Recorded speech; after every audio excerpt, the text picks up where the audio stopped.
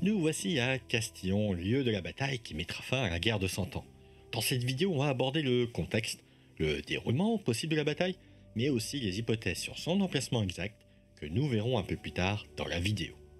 On va voir aussi comment Talbot, le terrible capitaine anglais qui recevra des renseignements erronés, peut-être volontairement par les Français, va se faire piéger et commettre la même erreur dramatique que les chevaliers français à Azincourt. Cette bataille, c'est aussi les prémices de l'artillerie française avec les frères Buron et aussi Louis Giraud, qui sont les précurseurs de ces armes et des nouvelles tactiques qui sont parfois encore utilisées aujourd'hui. On verra aussi comment, comme à la bataille de Formigny, vidéo que vous pouvez voir dans cette chaîne, les iconiques chevaliers bretons vont être une nouvelle fois décisifs dans une bataille. Et comme d'habitude, on va se rendre sur les lieux, saurait tout, ou presque tout, sur cette bataille.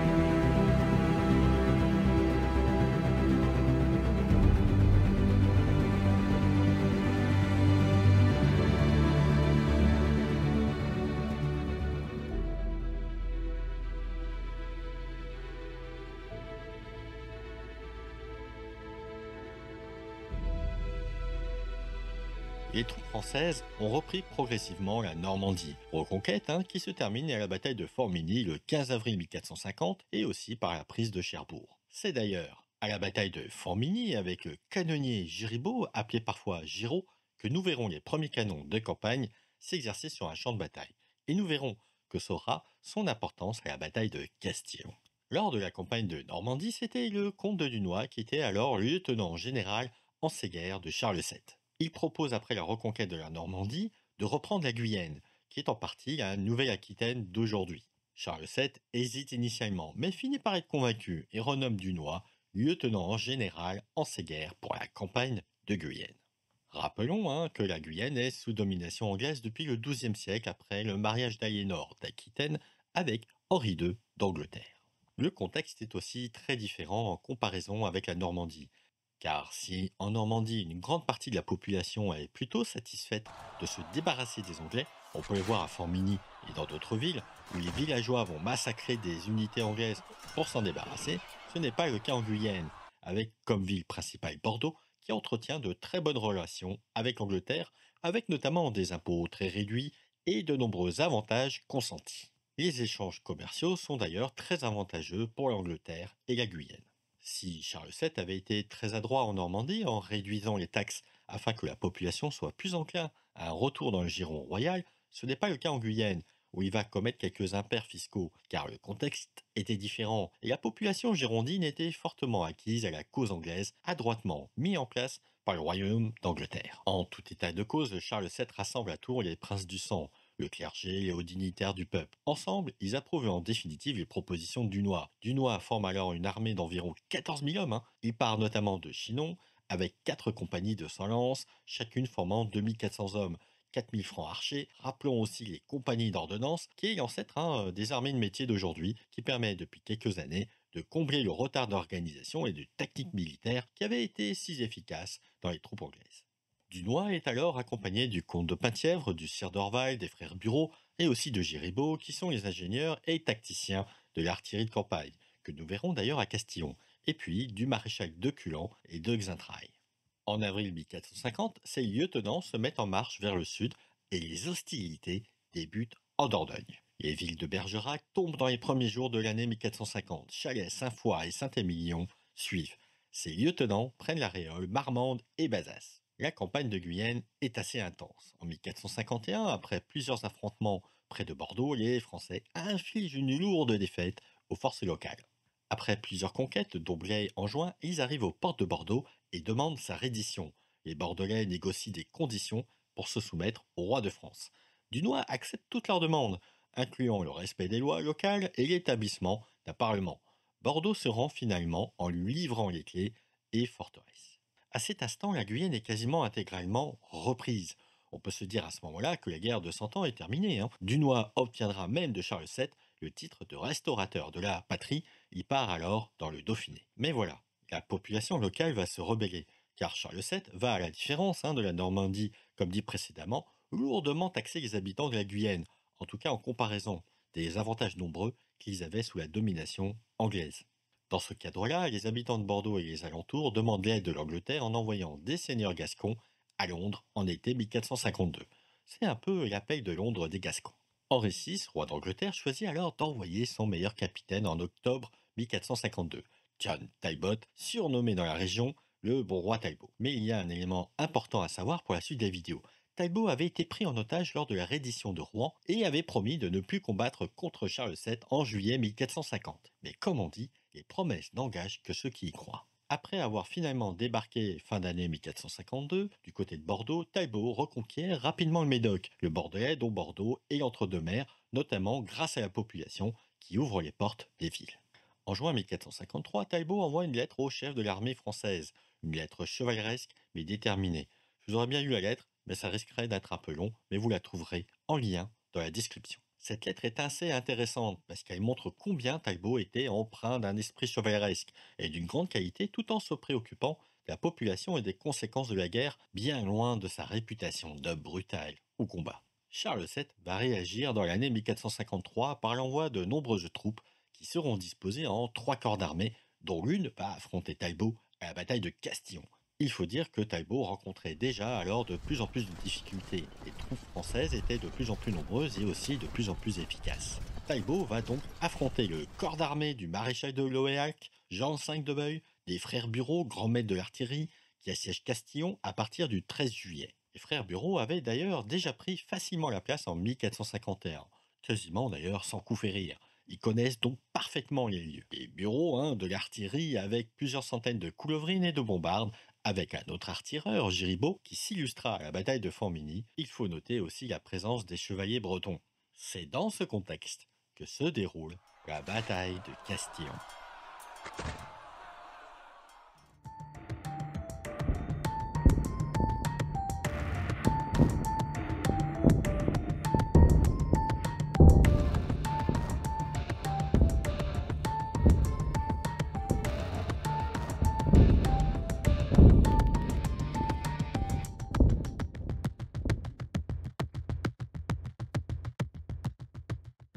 Les Français assiègent donc la ville de Castillon le 13 juillet. La ville est située à environ 50 km à l'est de Bordeaux. On a du côté français, donc les maréchaux de Loyac, Jalogne, le grand maître de l'hôtel du roi Jean V de Beuil, qui était présent d'ailleurs à la bataille de Patay, au surnom évocateur de fléau des Anglais, vidéo visible ici, Louis de Beaumont-Bressuire, le comte de Penthièvre, Jean IV de Châtillon, Joachim Rouault, les frères Bureau, Giribaud, qui sont, comme je le disais, les grands maîtres de l'artillerie, et plusieurs seigneurs, barons, chevaliers et écuyers, comme le seigneur du Rivaux, Jean de Beauvau, Godefroy de Grancy, le comte de Castres, Guillaume de Lusac et Jean de Messignac. On a des hommes donc expérimentés dans l'art de la guerre, et c'est une liste non exhaustive. Les troupes françaises seraient alors estimées à 8 000, 10 000 hommes, dont environ 4 000 archers et arbalétriers. Jean de Bureau et son frère vont créer un camp retranché entouré de fossés, afin d'y mettre l'artillerie composée de plusieurs centaines de bombardes, coulevrines et ribaudequins. Sur le nombre d'armes à poudre, les avis divergent, mais Jean Chartier, chroniqueur de Charles VII, évoque 600 à 700 manœuvriers. En clair, selon le nombre de servants par canon, on peut estimer le nombre de canons disponibles à entre 200 à 300 canons environ, en comptant 2 à 3 servants au minimum par canon environ.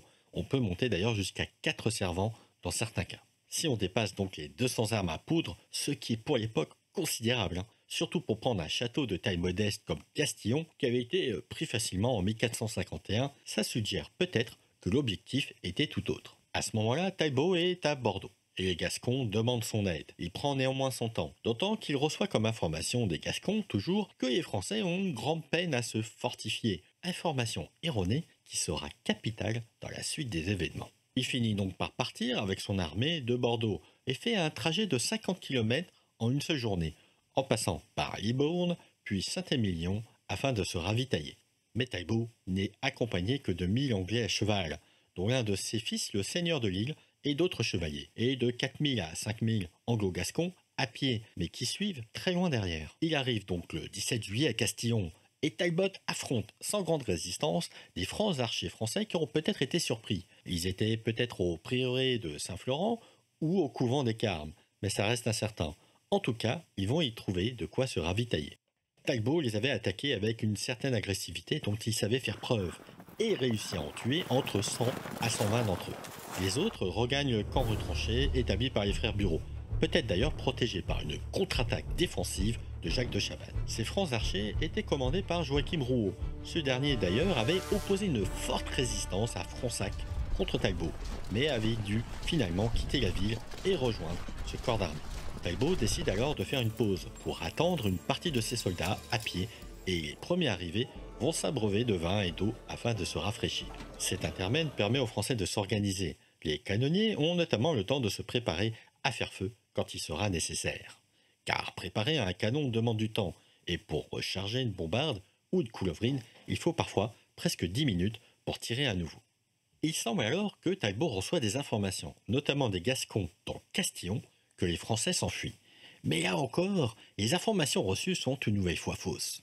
On peut même se poser la question si certains Gascons ne donnent pas sciemment de fausses informations ou que les Français donnent cette impression de partir alors qu'il n'en est rien, pour piéger Talbot. Difficile à dire. Talbot estime alors qu'il est temps d'en finir. Il souhaite attaquer d'Erchef le camp français. Mais lorsqu'il arrive devant le camp, il se trouve totalement surpris par la position française.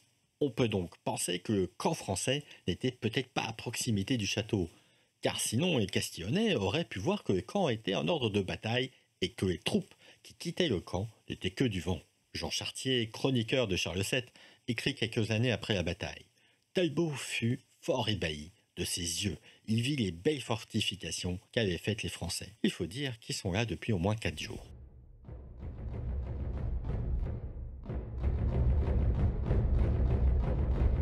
On arrive alors à un moment crucial. Un chevalier anglais, Thomas Evingham, propose à Talbot de ne pas continuer, voyant la situation trop risquée, la position française étant trop bien défendue. Mais Talbot refuse, et semble d'ailleurs courroucé qu'on puisse penser qu'il va se retirer sans livrer bataille, qui a déjà de fait commencé par l'attaque contre les francs archers. Du point de vue extérieur, il faut se mettre dans le contexte de l'époque d'un chevalier. De nos jours, ça paraît absurde et dérisoire, mais dans le contexte de la guerre de 100 ans, c'est une autre affaire. Il faut dire que le tempérament de Talbot est connu pour être particulièrement agressif au combat. À la bataille de Patay, il se retrouve tout seul face à l'avant-garde française et quasiment l'entièreté de son armée est massacrée.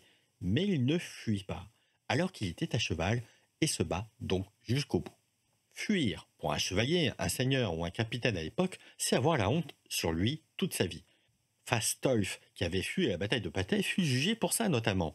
Et malgré son acquittement et son retour dans l'ordre de la Jarretière, il eut cette réputation de fuyard. Talbot d'ailleurs lui aurait reproché ça toute sa vie. L'autre dilemme de Talbot, c'est que à ce moment-là, il va affronter un corps d'armée français. Et s'il reste trop longtemps, c'est face à 3 corps d'armée qu'il va devoir affronter. Et dans ce cas, il se retrouve contre au moins 24 000 hommes, alors qu'ils ne sont que 8 000, dont très peu de combattants anglais. Voici d'ailleurs un plan des positions approximatives des troupes françaises à ce moment-là. On comprend vite que Talbot peut se faire encercler rapidement, car la majorité des troupes sont seulement à 1 jour ou 2 de cheval de Castillon, sauf Dunois, qui semble un peu plus éloigné et en retrait, probablement comme troupe de réserve. En clair, Talbot n'a que peu d'options. Soit il reste et tente d'assiéger le camp français en essayant de les affamer, comme le proposent certains de ses conseillers, soit il les affronte immédiatement et tente de prendre le dessus, ou alors même il quitte Castillon en prenant le risque de devoir affronter les 3 corps d'armée français en même temps. Et vous l'aurez compris, c'est la deuxième option qu'il va choisir.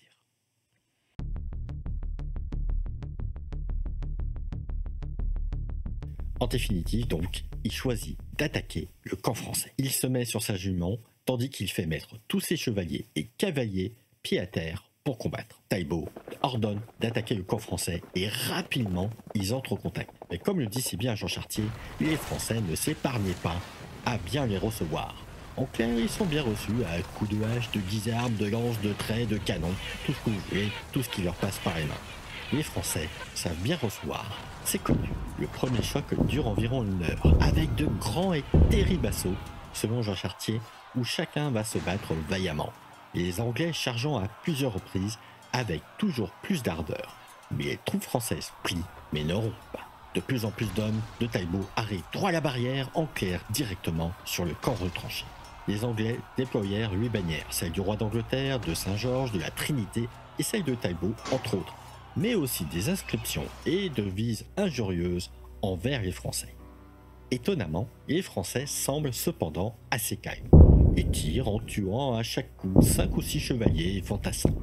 Il s'agit probablement des effets dévastateurs des ribaudecins qui peuvent tirer 5 à 7 coups à la fois, arme idéale dans ce contexte de troupes anglaises concentrées sur quelques points. Le ribaudequin, c'est un peu l'ancêtre de la mitrailleuse.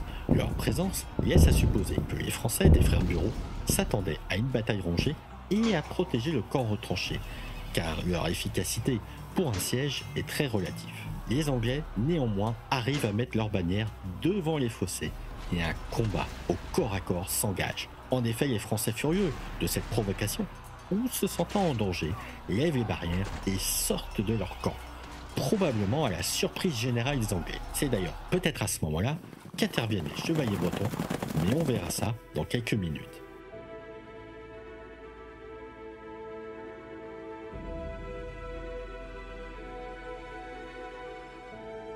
Pendant la contre-attaque française, le cheval de Talbot est tué sur place par une couleuvrie. John Talbot chute alors de son cheval, peut-être d'ailleurs blessé aux jambes. Il faut dire qu'il était une cible facile, puisqu'il était le seul, ou presque, à cheval à galvaniser ses troupes, tentant désespérément de renverser la situation au péril de sa vie. Son fils et plusieurs de ses chevaliers vont tenter de le défendre, mais ils vont se faire massacrer. Un archer français fonce sur lui, et avant qu'il ne trépasse, il demande à être pris en rançon. Mais il semble que l'archer, probablement sorti du camp lors de la contre-attaque française, l'achève sur place, peut-être parce qu'il ne l'a pas reconnu. Je vais vous éviter la description atroce de cette fin décrite dans la lettre dite d'Angoulême.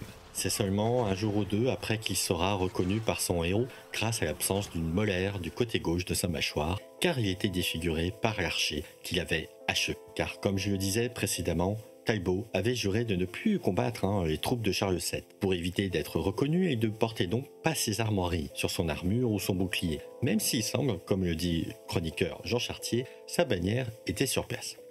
Le fait qu'il ne soit pas reconnu lui fait perdre la vie, car probablement l'archer qu'il avait achevé aurait peut-être préféré recevoir une prime de la rançon qu'aurait occasionné sa capture. En tout cas, sa mort fut oubliée des Anglais. Il lui reproche sa témérité, sa défaite, mais il est toujours facile, après coup, de refaire l'histoire. Talbot avait probablement choisi ce qui lui semblait le plus adapté sur le moment, poussé par les Gascons et des informations erronées. Il n'était pas loin d'entrer dans le camp français, tout comme le duc d'Alençon était à quelques mètres de tuer le roi d'Angleterre Henri V à Azincourt. Mais c'est la fortune de guerre, comme le disait si bien Talbot après sa capture à Patay. Talbot est probablement l'un des meilleurs capitaines anglais de la guerre de Cent Ans. Il est surnommé par Shakespeare l'Achille anglais, un chevalier rare chez les Godons, tenace, téméraire et reconnu même par Charles VII, ce qui est rare, qui dira de sa mort après avoir reçu un morceau de son armure: Dieu fasse merci au bon chevalier. Comme quoi l'adage nul n'est prophète en son pays est souvent vrai. Telle fut la fin de ce célèbre et renommé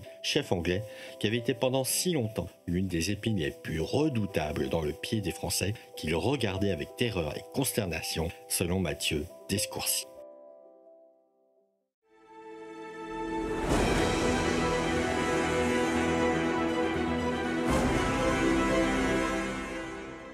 Les chevaliers bretons chargent les Anglais, à moins qu'ils ne soient intervenus après les premiers coups de canon. Là aussi, difficile à dire. D'autant qu'on ne sait pas exactement à quel moment ils interviennent. Peut-être pendant la contre-attaque du camp retranché ou juste après la chute de Talbot. Il semble que ces troupes bretonnes étaient placées à une certaine distance, car les Anglais furent manifestement pris au dépourvu de les voir arriver. Régulièrement, pendant la guerre de Cent Ans, les troupes sont souvent placées plus loin en renfort, afin de protéger une retraite défensive ou alors de contre-attaquer et de défendre une position. On a pu voir à Patay comment les Anglais se sont répartis la tâche, et d'ailleurs je vous invite à voir la vidéo dans cette chaîne. On ne sait pas exactement où étaient situés les chevaliers bretons, peut-être un peu plus haut sur la colline comme on peut le voir vers Orable, ou sinon à plusieurs centaines de mètres sur le long de la Dordogne en retrait. La charge bretonne achève les dernières résistances anglaises. Elle est éventre, fracasse l'armée de la perfide Albion, totalement prise au dépourvu avec déjà de nombreuses pertes. C'est la débandade. Les troupes de Talbot tournent le dos aux Français selon Jean Chartier. En clair, ils prennent la fuite. Certains Anglais et Gascons, peut-être plus d'un millier, s'enfuient dans le château de Castillon. Ce qui laisse à supposer que la ville estime qu'on peut ouvrir les portes sans danger. Il est arrivé à plusieurs reprises dans l'histoire des sièges que pour éviter de laisser des troupes assaillantes s'emparer d'un château, qu'on laisse les portes fermées aux réfugiés. D'autres vont prendre la clé des champs et s'enfuir vers Saint-Émilion. Certains vont probablement tenter de s'enfuir par le gué de Rosan, sur la Dordogne, mais beaucoup vont se noyer. Selon Jean Chartier, plus de 5000 anglo-gascons se sont enfuis, ce qui laisse à supposer qu'au moins 3000 anglo-gascons sont morts ou blessés sur place. Le comte de Penthièvre et le bailli de Touraine vont pourchasser en allant jusqu'à les poursuivre, jusqu'à Saint-Émilion. Peut-être même, ils attaquent les renforts anglais qui n'étaient même pas encore arrivés sur Castillon et qui ne savaient même pas ce qui se passait. Dès le lendemain, les Français vont assiéger la ville de Castillon, ce qui laisse à supposer qu'ils n'étaient pas au moment des combats à portée de tir de la ville. Ce qui est important à savoir pour évoquer les deux hypothèses du lieu de la bataille. La ville de Castillon se rend sans coup férir. D'autres vont suivre par la suite, comme Saint-Émilion et Libourne. La prochaine étape sera de prendre Bordeaux, mais ça, c'est une autre histoire.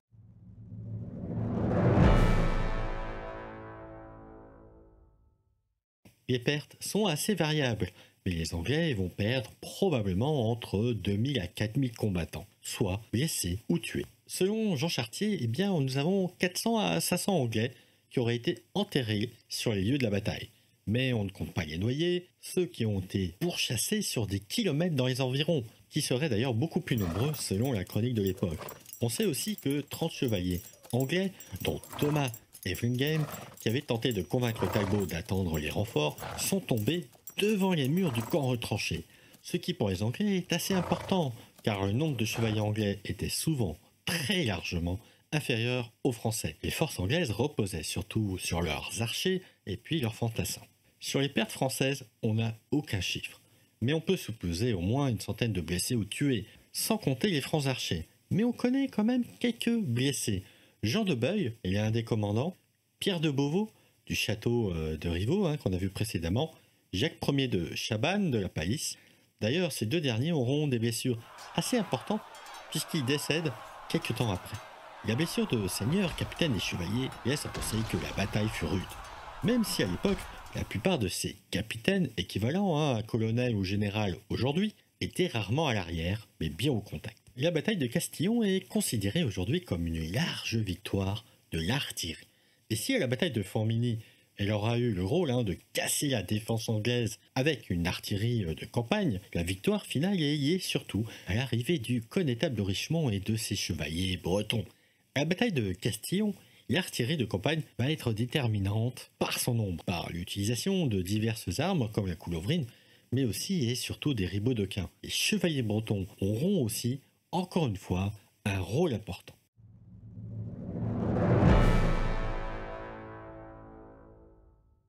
Comme je le disais au début de la vidéo, il existe deux hypothèses, dont une récente sur l'emplacement de la bataille. Hypothèses d'ailleurs qui sont à seulement quelques centaines de mètres de distance. Il faut rappeler que les sources de la bataille sont principalement françaises. Il n'y a donc pas de source anglaise de l'époque qui évoque cette bataille, probablement pour deux raisons. La première, c'est la plus logique, c'est une défaite et une déroute totale des troupes anglaises, et donc pas franchement une fierté. La deuxième raison, c'est que les pertes qu'ont subies les Anglais font qu'il y a beaucoup moins de témoins de la bataille. On sait qu'il y a eu quelques prisonniers qui ont pu d'ailleurs regagner l'Angleterre bien après en payant la rançon, mais globalement, il y a énormément de morts. Car non seulement Talbot disparaît, mais aussi d'autres capitaines, dont un de ses fils. Il y a aussi le fait que la chute de Constantinople, quelques semaines avant, aurait éclipsé cette bataille. En tout cas, son impact aurait été moins important que Patay ou Formigny, dont cette dernière était parfois considérée comme la fin de la guerre de 100 ans. La première hypothèse est du 19e siècle. Elle serait engagée par Léo Drouin. Elle serait située à environ 1,4 km des fortifications de Castillon, soit hors de portée de la majorité des canons de l'époque. Mais avec pas loin de 10 000 hommes et peut-être plusieurs centaines de canons, c'est assez réaliste de se mettre à cette distance. Car il faut de la place pour mettre les troupes, et puis elles étaient réparties probablement sur plusieurs positions, comme c'était souvent le cas à l'époque. Le camp retranché permettait d'établir une défense, notamment des canons et de la nourriture. Vu la présence des ribodequins, utiles surtout en plaine et lors de batailles rangées, les frères Bureau avaient donc peut-être envisagé une attaque du camp par Talbot ou par un autre capitaine anglais, d'autant qu'en 1451, la ville s'était rendue rapidement, ce qui n'est pas le cas ici. Donc laisse à supposer qu'un soutien externe afin de lever le siège de Castillon pouvait arriver. Castillon n'avait donc aucune raison de résister face à autant de démonstrations de puissance par les frères Bureau, si elle n'était pas sûre d'avoir une armée de secours. Ce qui peut expliquer notamment la création d'un camp retranché afin de se positionner le temps nécessaire. Mais certaines personnes estiment que les fossés profonds de moins d'un mètre, trouvés de Léo Drouin, seraient probablement des drainages. Mais ça serait assez curieux parce que les drainages que nous voyons aujourd'hui, la forme que ça prend, eh bien, n'est pas du tout habituel pour des drainages dans un champ. De plus, Léo Drouin ne s'est pas appuyé uniquement sur ces fossés. Il s'est appuyé notamment par des trouvailles puisqu'il aurait trouvé des pointes de flèches à proximité, notamment des fossés. Et puis il pensait notamment que certains Anglais avaient été enterrés à cet endroit notamment. Néanmoins, eh bien, aucune fouille n'a été réellement faite depuis, donc on ne peut pas être certain totalement. La deuxième hypothèse est beaucoup plus récente. Le camp serait alors situé à 200-400 mètres des fortifications de Castillon environ, à peu près sur l'emplacement du camping actuel, soit la portée efficace des couleuvrines de l'époque. Mais si elles étaient efficaces pour les Français, ça l'était aussi pour les Anglais, donc à portée de tir des canons anglais qui étaient certes moins nombreux, cependant. Mais on ne sait pas si les fortifications de Castillon en possédaient. Néanmoins, les frères Bureau et Louis Girbeau n'auraient pas pris ce risque, car rien ne pouvait empêcher un renfort de couleuvrines par Talbot dans le château. Mais il est vrai par contre qu'à 200-400 mètres, vous êtes hors de portée des flèches des archers ou arbalètes, même avec un tir en cloche dont l'efficacité ou l'historicité est discutée encore aujourd'hui. On n'a d'ailleurs aucune indication que le château ait eu une influence quelconque dans la bataille. Mais étonnamment, ni la Dordogne ni les deux ruisseaux sont spécifiés dans les sources, ce qui est assez étonnant, puisqu'à la bataille de Formigny, le ruisseau, de même capacité que le Huidoir, est bien signalé. Et donc, selon cette hypothèse, eh bien, le siège devait uniquement se passer sous les murs de Castillon. Mais ce qui est vrai au XIIIe, XIVe siècle, par exemple, ne l'est plus au milieu du XVe siècle, puisque à partir de ce moment-là, vous êtes à portée des tirs de couleuvrines et de canons. En effet, il faut se rappeler la mort du commandant anglais Thomas Montaigu lors du siège d'Orléans, tué d'une couleuvrine à plusieurs centaines de mètres de distance. Il aurait été risqué de mettre le camp principal à un tir éventuel de couleuvrine, surtout avec de la poudre dans le camp. Car s'il est vrai que la portée efficace d'une couleuvrine est d'environ 400 mètres à peu près, eh bien, il faut bien admettre également que nous avons eu des tirs à plus de 1000 mètres dans certains cas et dans certaines situations. Toujours selon cette théorie, cette hypothèse, la Lidoire aurait également changé de lit, reprenant peut-être d'ailleurs les fossés creusés par les Français, selon notamment Maurice Friot. Si cette idée est séduisante, elle n'est pas aujourd'hui démontrée, mais ça reste, il est vrai, une théorie plausible. Ce qui est certain, en tout cas, quelle que soit l'hypothèse envisagée, eh bien, selon le chroniqueur de Charles VII, eh bien, il fait bien référence à des fossés et à un camp de retranchement français, probablement en bois et adapté très certainement à l'artillerie. Il faut rappeler aussi que Léo Drouin est un historien qui a écrit de nombreux ouvrages sur la région et plutôt reconnu dans le domaine. Au niveau des trouvailles, dans les environs, il y a bien eu des boulets en pierre, en fer, trouvés dans les alentours. Mais on ne sait pas s'ils ont été du fait de la bataille de 1453 ou lors du siège, lors de guerres de religion, notamment au XVIe siècle, ou d'autres événements. Aucune étude sérieuse ne semble avoir été faite. Plusieurs épées furent retrouvées, notamment près du gué de Rosan et dans les alentours. En effet, dans les années 70, des épées furent, semble-t-il, aussi retrouvées clandestinement et préemptées parfois par l'État afin de les conserver, dont une se trouve d'ailleurs aujourd'hui au musée de l'armée. Mais le manque de sérieux de la société toulousaine qui les avait mis en vente rend difficile aujourd'hui de savoir si l'entièreté des épées furent bien trouvées sur place et qu'il ne s'agit pas d'épées trouvées ailleurs. Néanmoins, l'épée au musée de l'armée a été expertisée comme une épée de 1450, mais on ne sait pas s'il s'agit d'une épée anglaise ou française, mais elle est bien d'époque de la bataille en tout cas. De plus, le corps de Talbot a été retrouvé le lendemain ou le surlendemain de la bataille, et mis dans la chapelle la plus proche. Si le combat avait eu lieu sous les murs de Castillon, pourquoi le mettre à 1 km 400 ? Là aussi le mystère demeure. Car la chapelle dit Notre-Dame de Talbot, en réalité il s'agissait d'une chapelle existante Notre-Dame de Colle, était probablement sur le lieu de l'emplacement de la bataille. Elle fut malheureusement détruite ou endommagée à la Révolution française et remplacée plus tard par une croix a priori sur l'emplacement de cette chapelle ou juste à côté. Il faut noter aussi que les combats ont été intenses et très violents, puisqu'on parle de lutte au corps à corps comme c'était quasiment toujours le cas à l'époque, et la charge finale des Bretons a pu se faire sur plusieurs centaines de mètres. D'autant que les canonniers français ont peut-être continué à tirer malgré la charge bretonne. Ils ne l'auraient pas fait sur les Bretons, mais bien sûr sur des emplacements anglais dépourvus de combattants français. On sait notamment qu'au moins 400 Anglais ont été enterrés sur place, dont 30 chevaliers anglais à minima, selon les sources disponibles. Donc retrouver ce charnier serait probablement l'un des meilleurs moyens de fournir la réponse. On peut d'ailleurs envisager qu'il y avait des troupes françaises sur l'emplacement de l'hypothèse 1 à l'hypothèse 2, car lors d'un siège, on mettait des troupes proches des murs afin d'éviter une défense active de la ville assiégée. Et puis, plus loin, on mettait un camp de base pour éviter tout tir ennemi, soit par canon, archer ou arbalète, et au moins 2 autres groupes. Une avant-garde, probablement dans son cas les francs archers, et une arrière-garde pour éviter d'être pris par surprise par l'arrière ou comme renfort si nécessaire. C'était probablement le rôle attribué aux chevaliers bretons, qui étaient d'ailleurs redoutables à l'époque, sans compter les éclaireurs qui ont eu aussi un rôle décisif, notamment à Patay et Formigny. En clair, il est difficile de se prononcer.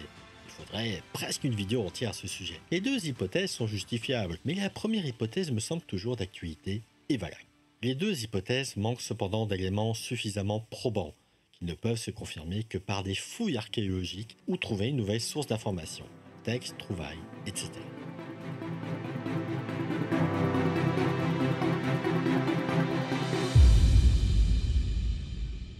On commence par les monuments des frères Bureau. Situé au bord de la D936, ce monument a été érigé par l'architecte Henri Molot sur l'initiative de l'Union patriotique de la Gironde en 1888. Il rappelle bien sûr la célèbre bataille de Castillon et les fameux canons de Castillon qui ont été déterminants. Il fait notamment donc référence à Jean Bureau et Gaspard Bureau qui furent les instigateurs de la victoire, Jean Bureau étant d'ailleurs le trésorier de France, maître de l'artillerie et maire de Bordeaux également. Il y a aussi une mention sur le comte de Penthièvre. Bien sûr, nous avons le monument de Talbot, qui est en fait aujourd'hui une simple colonne avec une Vierge Marie à l'enfant en son sommet, et qui est probablement le plus emblématique monument de la bataille. Quel pays d'ailleurs peut se targuer de mettre en avant un ennemi et saluer sa mort? Talbot, malgré ce qu'on pourrait penser, est assez peu apprécié par les Anglais, pourtant c'était l'un des plus vaillants, courageux et surtout l'un des plus patriotiques anglais de la guerre de Cent Ans. C'est un des personnages qui mériterait une vidéo à lui tout seul, tout comme le comte de Nunois, La Hire, Zintraille et plein d'autres capitaines de la guerre de Cent Ans. Peut-être qu'un jour je ferai une vidéo sur un de ces capitaines dans quelques temps. Il serait difficile de parler de la bataille de Castillon sans parler du spectacle. Malheureusement, je n'ai pas pu y aller par manque de temps, mais sachez que c'est l'un des plus grands spectacles vivants de la Nouvelle-Aquitaine. Vous trouverez d'ailleurs sur internet, sur YouTube, pas mal de vidéos à ce sujet. Et il ne reste plus grand-chose des fortifications de Castillon et du château. L'ensemble fut fortement endommagé pendant les guerres de religion et quasiment intégralement rasé au XVIIe siècle. Il reste néanmoins de cette période la porte de fer, ou porte de la rivière, qui donnait accès à la Dordogne. Les deux autres portes restantes furent malheureusement rasées au XIXe siècle. On peut voir au sol d'ailleurs une des chaînes qui fut mise en place dans la Dordogne par le duc de Mayenne qui assiégeait Castillon afin d'empêcher d'éventuels renforts protestants par la rivière. On note en tout cas que la porte est assez bien fortifiée avec un ensemble défensif non négligeable avec assommoirs, herses et des murs avec plusieurs mètres d'épaisseur. Rappelons que Castillon vient du latin castellum, diminutif de castrum, rappelant notamment son origine défensive, probablement dès l'époque gallo-romaine, puisque Castillon possédait un des rares points de passage sur la Dordogne par le gué de Rozan. L'hôtel de ville actuellement est en fait un ancien hôpital dans un style néoclassique édifié par le vicomte de Turenne au XVIIIe siècle. Il fut notamment utilisé par les révolutionnaires puis racheté plus tard par la commune en 1835. Sa première fonction explique probablement son architecture actuelle très originale. Et pour finir, on peut parler évidemment de l'église Saint-Symphorien qui date du XVIIIe siècle. C'est un édifice de style baroque conçu sur les plans de l'architecte Portier. Sa construction avait été rendue possible grâce aux dons, notamment d'Henri de la Tour d'Auvergne, maréchal de Turenne, également vicomte de Castillon. On peut voir dans l'intérieur de l'église qu'elle se distingue par une décoration d'ordre ionique inspirée de l'architecture de la Grèce antique. Cette église remplace notamment une église paroissiale mais qui était en ruine malheureusement au XVIIe siècle. La chapelle castrale a d'ailleurs également disparu.